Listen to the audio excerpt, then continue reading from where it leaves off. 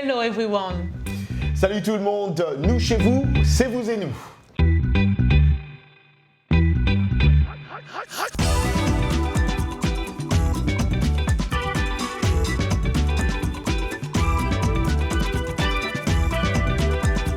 Ravi de vous retrouver dans cette nouvelle émission de Vous et nous. Et cette semaine, au sommaire, il y a 400 ans arrivés, les premiers esclaves africains dans l'État de Virginie. Parmi les lieux d'origine, l'Angola. Nous y reviendrons. L'acteur américain et icône de la contre-culture Peter Fonda a attiré sa révérence. On en parle dans cette édition de Vous et nous. Nous irons également au Bénin pour la fête de l'igname célébrée pour la 11e édition dans la ville de Sabalou. Ouais, et vos segments préférés, un segment hebdomadaire alors, ne manqueront pas. Hashtag Vous et nous, Anglais Express. Et si vous êtes gourmand comme moi, pas équipe en tout cas comme moi, n'abandonnez pas vos fauteuils. Elle nous revient dans sa rubrique Arôme. Elle, c'est la superbe Anna Touré. Mais on commence d'abord avec l'histoire de Mariam Ekia. Exactement, du Sénégal à la France, Mariam Jammeh a été victime de trafic à l'âge de 13 ans et s'est retrouvée dans un réseau de prostitution. Plus tard, elle a vécu dans un centre de réfugiés avant de se rendre en Grande-Bretagne où Jammeh s'est intéressée à la programmation informatique. Une expérience qui s'est transformée en succès et elle s'est donnée pour mission d'enseigner à 1 million de femmes et de filles, y compris les réfugiés, comment programmer d'ici 2030. Ruud Elmundort s'est rendu dans le camp de réfugiés de Kakuma au Kenya. Dili Diko nous en fait le récit. L'informaticienne sénégalaise Mariam Jammeh offre aux communautés défavorisées la possibilité de rêver grand. Je veux juste récapituler ce que nous venons d'apprendre. Le mouvement Je suis le code de Jammeh a pour objectif d'enseigner à 1 million de femmes et de filles, y compris les réfugiés, comment programmer des ordinateurs d'ici 2030. Le programme Jeune Leader du Forum économique mondial l'a conduit dans le camp de réfugiés de Kakuma, au Kenya, pour inspirer ses déplacés à surmonter les épreuves comme elle l'a fait.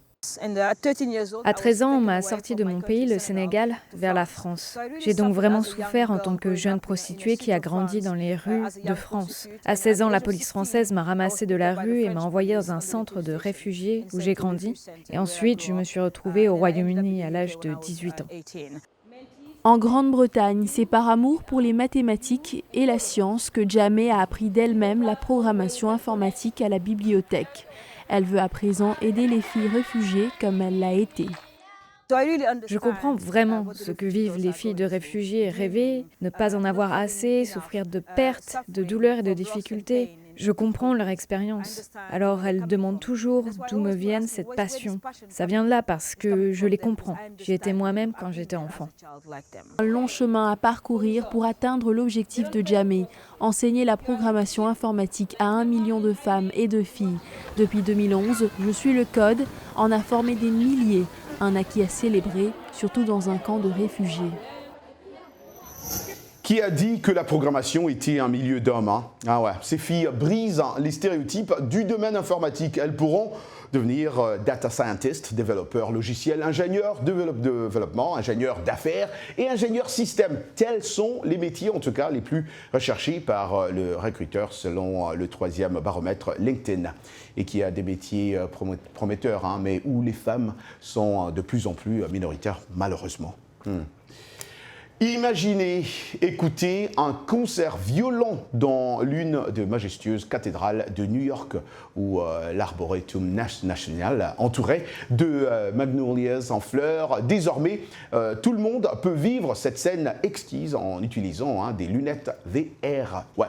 Virtual Reality. Une équipe de chercheurs de l'université du Maryland à College Park, ici, non loin de chez nous, a mis au point de nouvelles technologies immersives qui permettent à des personnes du monde entier de vivre des arts de la scène dans un cadre à couper le souffle, vraiment, sans se lever de leur canapé. Nastasia Dumen a fait le reportage, le récit est de Gabi Dorsil. Une nouvelle technologie mise au point par des chercheurs de l'Université du Maryland à College Park permet à quiconque ayant une paire de lunettes VR d'assister à un concert de musique classique dans toutes sortes d'endroits uniques. La technologie combine 2 enregistrements, l'un d'une musicienne en train de jouer et l'autre d'un réglage d'image à 360 degrés. Pour le moment, assister à un spectacle d'opéra est limité en fonction du lieu, du coût et du moment. Donc, l'un des grands défis que je voulais aborder était de voir si nous pouvions apporter une expérience très intime, détaillée, inspirante comme l'opéra jusqu'aux masses. Le mélange de musique classique et de technologie peut ne pas sembler naturel. Mais pour des musiciens comme la professeure associée Irina Moresanou, cela ouvre un monde entièrement nouveau.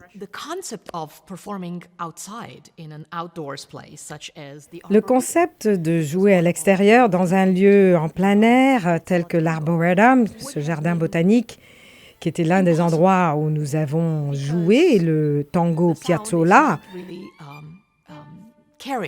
aurait été impossible car le son n'est pas vraiment bien entendu à l'extérieur, mais je me voyais parmi les belles fleurs parce que j'étais un hologramme et nous avions précédemment enregistré la musique dans une salle de concert.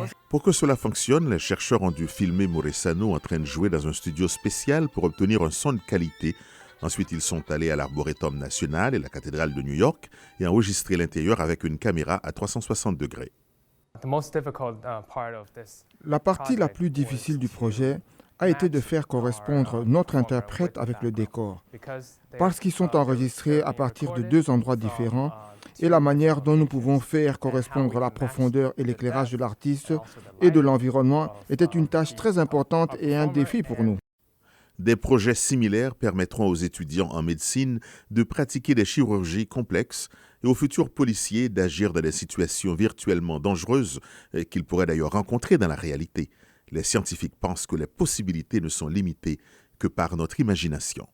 On n'arrête pas la technologie, Roger. Personnellement, j'aime beaucoup l'opéra et je serais tout à fait partante pour ce type d'expérience avec des lunettes de réalité virtuelle.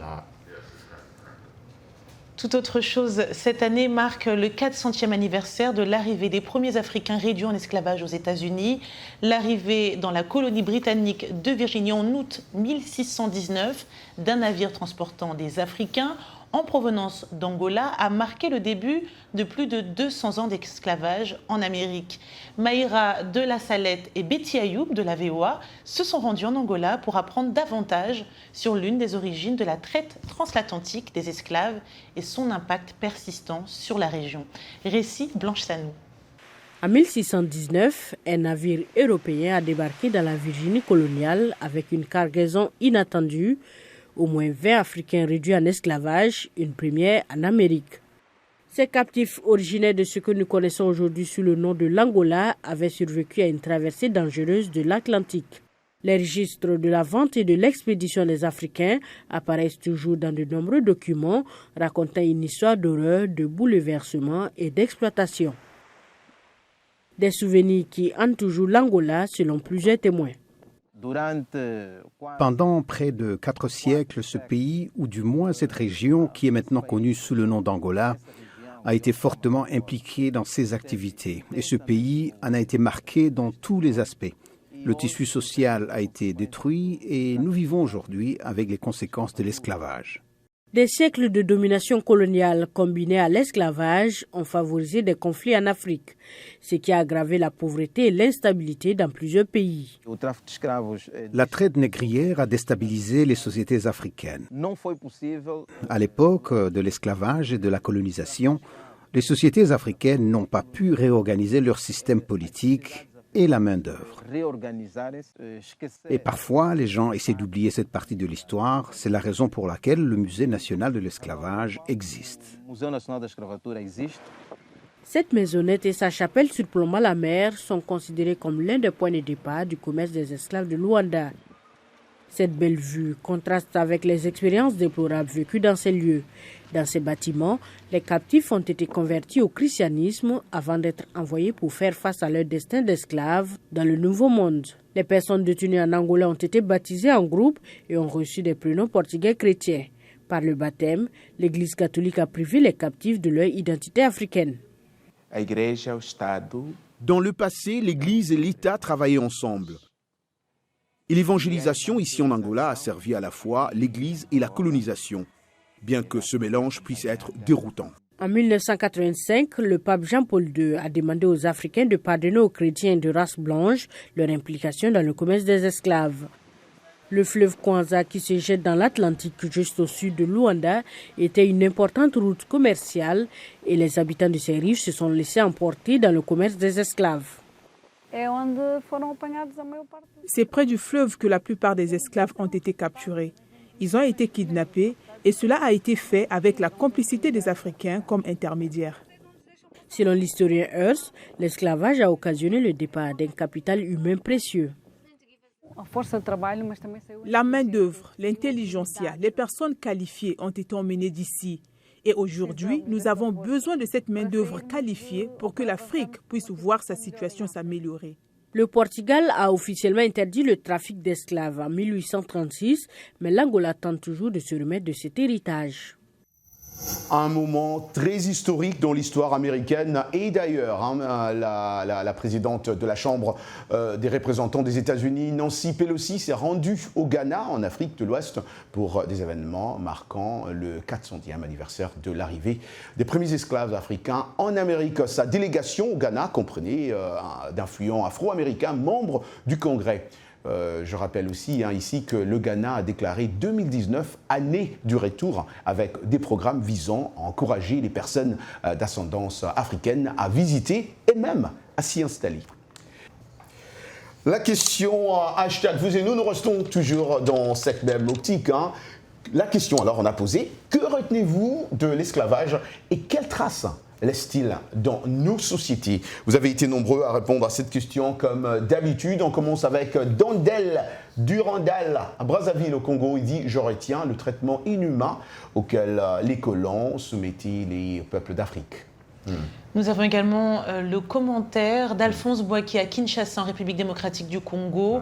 L'esclavage a légalisé le racisme, a augmenté la suprématie blanche et a exalté l'infériorité des Noirs. Alphonse Boaki. Audrey Luz à Kinshasa, RDC. 400 ans après, les Noirs sont et restent toujours aussi aveugles, traîtres envers leur propre cause. On est frappé d'une telle inconscience que même les plus éduqués restent esclaves, il dit. On a des avis vraiment très tranchés. Et c'est vrai que quand on est aux États-Unis, on voit vraiment qu'il y a toujours quelques traces. Par exemple, j'ai remarqué que les Noirs américains, entre eux, peuvent dire « nigger », mais si ils me disent toujours si un blanc ose nous dire ça, c'est la catastrophe. C'est la catastrophe. Et dans cette communauté même des Afro-Américains, ils sont divisés. Il y a ceux-là qui sont vraiment contre ce mot-là. Oui, c'est vrai.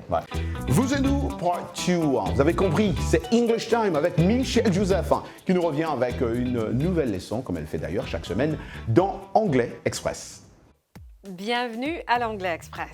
Cela paraît peut-être évident que dans une phrase en anglais ou dans n'importe quelle langue, si le sujet est au singulier, le verbe sera au singulier.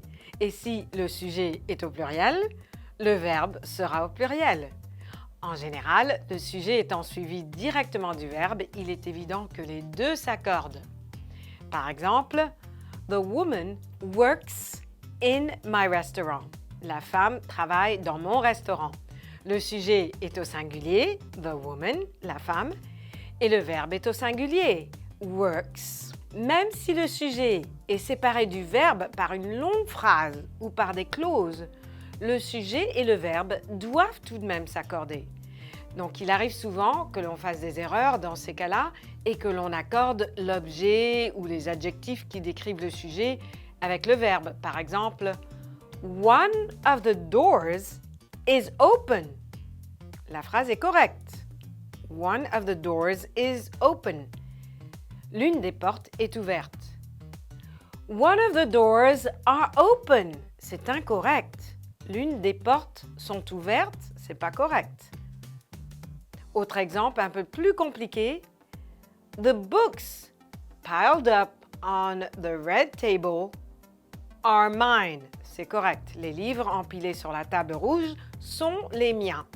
The books piled up on the red table is mine. Incorrect. Les livres bien empilés sur la table rouge est à moi. Pas correct. Donc, pour rappel, si vous composez une phrase complexe, décortiquez-la bien dans votre tête avant d'ouvrir la bouche. soyez bien sûr que le sujet s'accorde bien avec le verbe. Good luck! Et voilà pour l'Anglais Express. Merci Michel. Vous pouvez retrouver toutes nos leçons sur notre site voafrique.com, rubrique Vous et nous. Place à présent à notre rubrique Actualité. Alors, ma cité va briller ou Garges Clean Challenge, lancé par l'association Espoir et Création à Garges-les-Gonesse, c'est dans le 95, département français du Val d'Oise, et qui a été très suivi dans toute la France. Des jeunes ont pris l'initiative de se rassembler et de rendre propre leur quartier. Alors, de nombreuses cités se sont donc lancées le défi de rendre leur environnement plus propre, et c'est vraiment des images très positives des quartiers. Ça fait chaud au cœur. J'adore cette histoire. J'espère que tout le monde aussi qui nous suit en Afrique, les jeunes pourront aussi copier ce genre d'initiative. Pourquoi pas? C'est très bien. Ici, aux États-Unis, l'acteur américain Peter Fonda, rendu célèbre par son rôle de motard dans le film culte Easy Rider, sorti en 1969, qu'il avait coécrit, est mort vendredi matin à son domicile de Los Angeles à l'âge de 79 ans. Fils de la légende Hollywood Henry Fonda, petit frère de Jane Fonda et père de Bridget Fonda, Peter Fonda est mort d'un arrêt respiratoire provoqué par un cancer du poumon, a indiqué son publiciste dans un communiqué. En 1998, il avait concouru aux Oscars pour son rôle dans le film L'or de la vie de Victor Nunez, qui lui a valu d'ailleurs un Golden Globe. Paix à son âme. Les gourmands aiment beaucoup ce segment. On passe tout de suite à la rubrique Arôme. Notre guide, c'est bien sûr Anna Touré.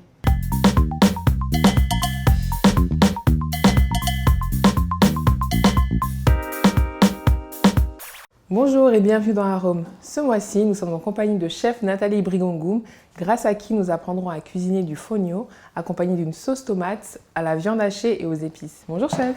Bonjour Anna. Alors cette recette à base de fonio, vous pouvez nous en dire un peu plus, notamment les vertus du fonio? Alors les vertus du fonio sont innombrables, je vais juste en citer quelques-unes. Le fonio a des vertus diététiques. On le recommande de plus en plus aux diabétiques parce qu'il y a un indice glycémique bas. Donc je pense que le fonio, ça sera dans moins de 3 ans, le nouveau quinoa sera connu dans le monde entier. Super, à noter. Donc on peut aussi le manger aussi bien salé que sucré. Très bien. Donc là, nous avez prévu une recette avec beaucoup d'épices, notamment les épices du Cameroun. Cette recette fait voyager dans plusieurs pays. Alors, donc le fonio vient du Mali, les épices du Cameroun, et puis ce piment qui pique pas beaucoup, du Maroc. Du Maroc, d'accord. Alors la première étape, chef? Alors la première étape, c'est d'abord de travailler le fonio. Nous avons là 150 g de fonio. Bien. On va mettre l'équivalent du double de son poids en eau à chauffer et on va verser là-dessus. Et on va couvrir pour que vraiment le fonio puisse cuire tranquillement et gonfler. D'accord. Voilà. Alors on met l'eau au feu, chef? Oui, bien sûr. Pendant que l'eau bout, je vais mettre une pincée de sel dans le fonio. Voilà. Et une petite cuillère. Et d'huile neutre, ça peut être de l'huile de colza, de l'huile de tournesol, de l'huile d'arachide, de l'huile de coton. Voilà. En fonction de ses préférences. Et de ce qu'on trouve, oui, tout à fait. Ensuite, on va travailler donc la viande avec la sauce tomate. Vous voulez travailler? Pourquoi pas? Je suis là pour ça, pour apprendre et pour travailler. Alors, à petit feu, je suppose. Oui, ça c'est à feu doux. Ça. Alors, l'eau est déjà prête, visiblement. Oui. Donc, vous la pouvoir merci Anna. C'est la quantité. Vous versez toute l'eau. Oui. Et là, je couvre. Alors, quelles épices on va rajouter dans la viande pour le moment? Les épices qu'on va rajouter, on va commencer par le sel. Une grosse pincée de sel. Voilà. Okay. En fonction de la quantité, bien sûr.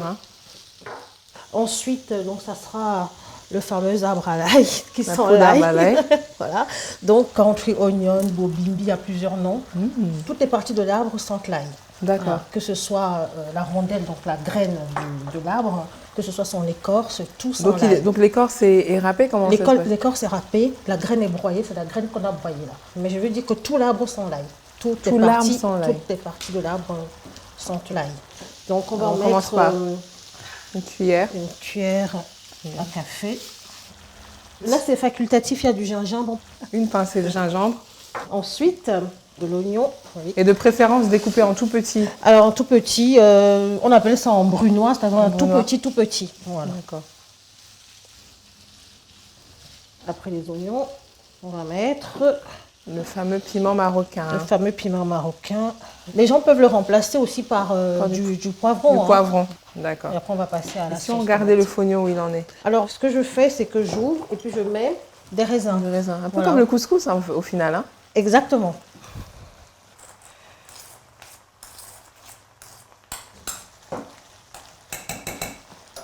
Et on referme. Merci, on referme. Donc là, on va passer à la sauce tomate. D'accord.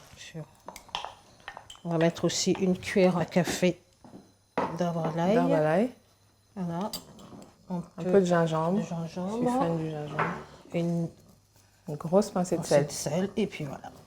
Combien de minutes est-ce que vous suggérez qu'on laisse 3 à 4 minutes. 3 à 4 minutes, pas 3 à plus. 4 minutes. Disons à feu moyen.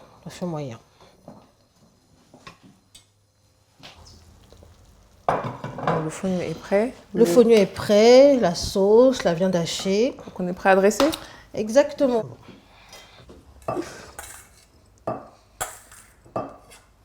Et ensuite la sauce tomate? La viande. Je vais terminer par la sauce. Là. Merci.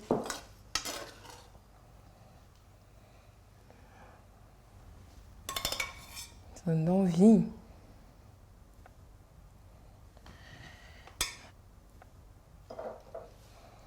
On le répète, pour ceux qui ne sont pas fans de piment, on peut remplacer le piment vert par du poivron. On peut même mettre des herbes aromatiques vertes. Et c'est donc à ce moment-là qu'on rajoute le fameux poivre. De Penja. Est-ce qu'il faut le piler un petit peu? Oui, il faut le piler. Je ne l'achète jamais moulu. Parce qu'on a plus de saveur, je suppose. Voilà, tout le parfum, toute la saveur du poivre. C'est très très bon. Merci Anna. Si vous voulez reproduire cette recette à la maison, vous avez pu le voir, c'est pas compliqué du tout. Vous avez toutes les informations sur le site VOA et sur le site de notre très cher chef envolegourmande.com. Merci beaucoup et au mois prochain. Merci beaucoup Anna Touré. Moi, j'adore ces segments. Mais écoute, tu es aussi gourmande comme moi. Oui, oui, nous aimons la bouffe, en tout cas. Nous sommes foodies. Nous sommes foodies, ça c'est sûr. Voilà. Le 15 août est un jour exceptionnel pour les Savalois et les Savaloises du Bénin. Chaque année, à la même date, la ville de Savalou célèbre la fête des Lignames. Une fête coutumière au cours de laquelle le roi autorise officiellement la consommation des ignames fraîchement récoltés des champs. Une réjouissance populaire, pas comme les autres en tout cas. C'est un reportage de Xavier Fagboun. Située au centre du Bénin, à 4 heures de route de Cotonou, Savalou est l'une des villes productrices du tubercule d'igname. Nous sommes le 14 août, veille de la célébration de la nouvelle igname. Comme à l'accoutumée, le peuple Mari démarre les hostilités par des rites cultuels et culturels afin de remercier les dieux pour ces bonnes récoltes. Les amis qui viennent de l'étranger ou d'ailleurs, ils ont tous en tête que la fête c'est le 15 août. Le 15 août, à l'origine, c'est la fête de l'Assomption. Donc c'est une fête religieuse, une fête chrétienne. Donc tout le monde va à la messe et après on fête, etc. Mais nous avons choisi le 14 août la veille pour la fête de l'igname. Et c'est le Palais Royal qui donne l'autorisation. Vous ne pouvez pas entendre les pilons dans une maison avant qu'il y ait eu les cérémonies au Palais Royal. Donc, nous avons le 14 août qui est la fête donc, de l'igname au Palais. Et nous avons le 15 qui est la fête de l'Assomption. Donc, elle n'a fait que démarrer. C'est désormais chose faite. Tout l'année dit en langue yoruba, invitant à l'union et à la fraternité. C'est à travers ce signe du phare que cette communauté du centre du Bénin a reçu l'approbation pour consommer et commercialiser l'igname. Plus spécifiquement, le laboko, la première variété de tubercule récoltée au cours de la saison. Chez les uns et les autres, ça chante puis ça danse. C'est un sentiment de fierté, de satisfaction et de joie. Le 15 août est dédié à la grande messe de l'igname. Cette année, on célèbre la 11e édition autour du fameux art culinaire tant convoité, le agoun, une pâte à base d'igname, souvent accompagnée de la sauce d'arachide. C'est ainsi que chaque année, à la même date, la ville de Savalou résonne au son des mortiers. Voilà, et comme d'habitude, en tout cas, on finit, mais on n'a pas de musique, c'est pas possible. Mais tu peux toujours chanter, je sais que toi tu es un vrai chanteur. Je chante si et seulement si tu chantais avec moi. Oui, mais comme on ne connaît pas les mêmes répertoires. Exactement, c'est voilà. ça. On doit trouver une chanson prochainement. On va s'entraîner prochainement, on va chanter. Mais voilà, merci à vous tous d'avoir suivi via nos stations partenaires. Vous êtes nombreux à nous suivre chaque jour et Kia et moi-même, nous sommes ravis en tout cas de savoir qu'ils sont nombreux. Merci à Radio-Télé Mwangaza. Un grand merci également à Canal 3 à Niamey. Ouais, merci à nos amis qui nous suivent aussi à Lomé sur TV7. Comme on dit d'habitude, rendez-vous la semaine prochaine. Ciao, ciao.